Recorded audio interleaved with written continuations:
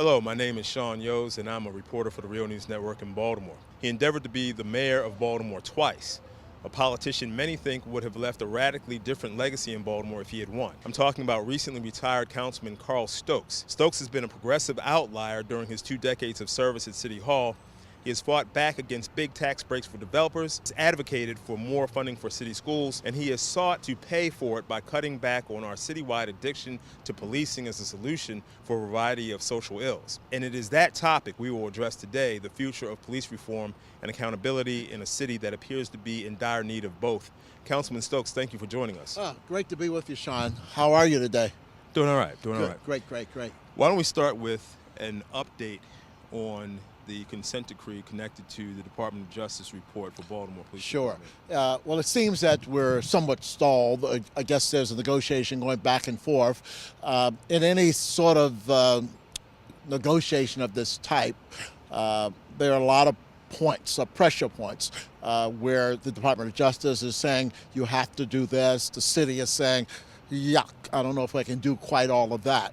I think we have to get past all of that. I think we have to agree, for the most part, to accept what the Justice Department has said to us. They did this very expansive report to us, and now, because of that, we have to go with the decree that more or less they say. Now, I understand the city is saying, well, we have to make sure that we can do these things you want us to do. But the report was very clear, Sean, that these weren't minor incidents, or these weren't little incidents of foot soldiers acting out of control or acting differently.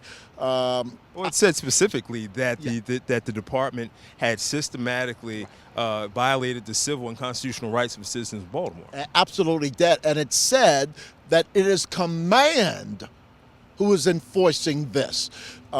It is command who is saying to the foot soldiers, this is the way we're going to operate. Illegally, unconstitutionally, immorally, unethically. This is the way we're going to operate this police department. So if it is command who's given the orders, then actually we almost are close to the point of Camden, New Jersey, which dismantled its entire police department and rebuilt it from the ground up. Now, they did that. Democratic female mayor said to the Republican male governor, this isn't working for my city.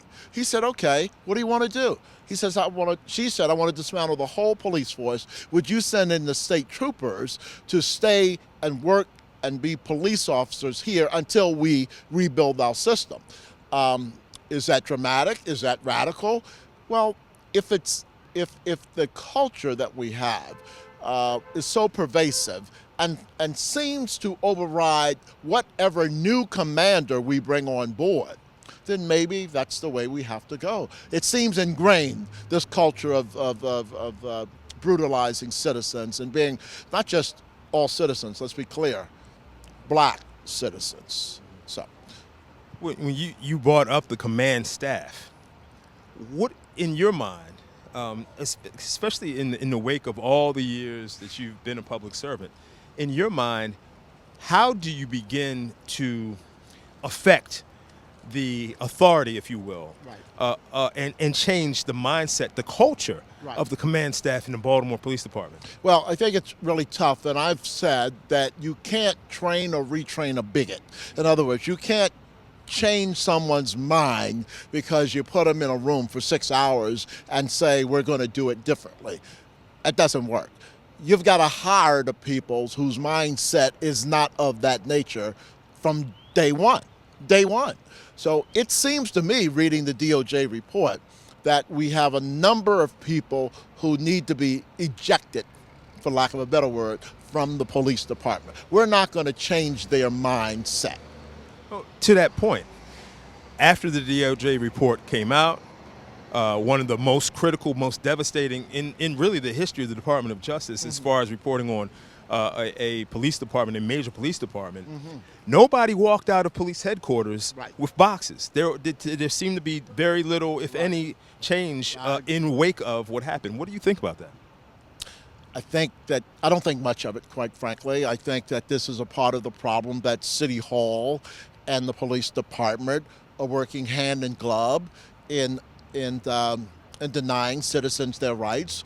You know, we had a mayor some 3 mayors ago who insisted that hundreds of thousands of black young males be arrested for no reason other than they were black young males. No other reason. No other reason. And so I think that not firing people is a bad thing and sends the message of we're fully we're hand in glove. We're not going to fire anybody because for us, it's not bad enough, or it's not a different mindset from ourselves. And so, yes, people should lose their jobs. Often people go out on what do we call it, suspension with pay for obvious things. Or we allow civil suits to come through that we, the citizens, pay millions of dollars to police officers who have broken the law.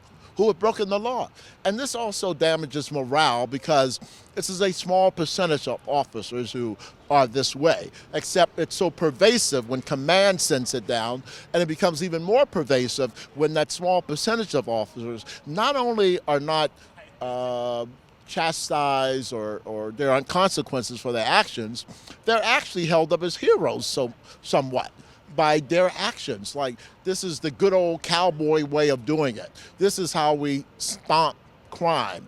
But it doesn't work at all. All it does is brutalizes some citizens. Crime is what it is. And the criminals are in blue as well as not in blue. You alluded to the fact that you can't change a bigot, right? My question to you is, if police officers aren't hired, or people who are candidates to be police officers are not hired from Baltimore City, where, from your experience, are the majority, where are they coming from? Where are these men and women coming from? Yeah, most of them are coming from New York, Boston, from the Northeast region. Where you have, interestingly enough, in Boston and New York, you cannot be a police officer unless you live in the city, in the jurisdiction in which you want to be a police officer. In Boston particularly, you have to live in Boston for 6 months prior to even applying to be a police officer. So you don't even know if you're going to be selected as a police officer, but you have to move into the city 6 months before. New York has that rule. Los Angeles has that rule. Other cities around the country has that rule that you must live in the city in which you want to be an officer. So many of our officers come from the Northeast corridor. New York and Boston particularly. I remember going to one graduation about a year and a half ago where every member of the class was a New York citizen. Every member of the class was a New York citizen. So these are the officers who flood us. Many of these officers don't move into the city. 85% of our police force right now do not live in Baltimore City, somewhere around that number. 85%? 85% do not live in Baltimore City. There's a percentage as high as 15% who don't even live in the state of Maryland. They live in Pennsylvania for the most part, but they don't live even in the state of Maryland. So they've never indoctrinated themselves. They've never felt strongly enough about living in the city and among people. If these officers had spouses and children who lived in city neighborhoods, I think they would think much differently about the public safety aspect of the citizens of our city. One more question about the DOJ report. How important in your mind is it that we have a resolution before the next Attorney General, who is most likely going to be Jefferson Beauregard Sessions?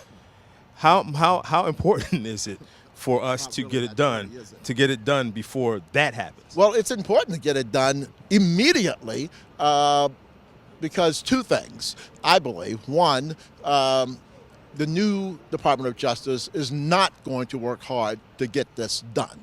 They've already announced from the president-elect, what their feeling is about police brutality and police and community relations. Not only won't they work to get it done, I'm also afraid that even if we get the DOJ consent decree signed soon, that there won't be anybody to enforce that. So I want to see it signed so that we, the local government, know exactly what we should be doing.